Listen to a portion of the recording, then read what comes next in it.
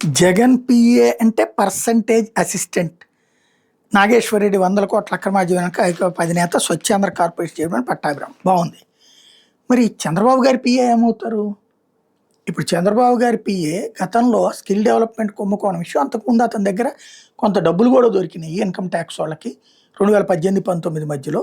అప్పుడు అన్యాయంగా ఇరికిస్తున్నారన్నారు.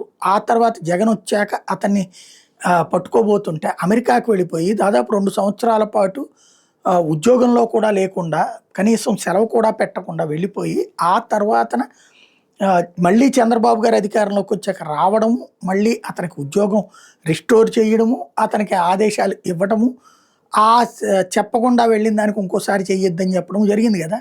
మరి అప్పుడు అతను ఎందుకు ఫేస్ చేయలేదు? ఇప్పుడు ఇతను ఫేస్ చేస్తున్నాడు కదా బేసిక్గా. కాబట్టి ఇక్కడ పిఏలని అంటే జగన్ పిఏని అప్పుడు అరెస్ట్ చేసేదే, చంద్రబాబు పిఏని అరెస్ట్ చేయడానికి ప్రయత్నించారు కాబట్టి ఇప్పుడు జగన్ పిఏని అరెస్ట్ చేయాలి.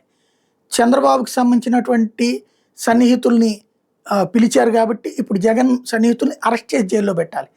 రెడ్ బుక్ కాన్సెప్ట్ అది.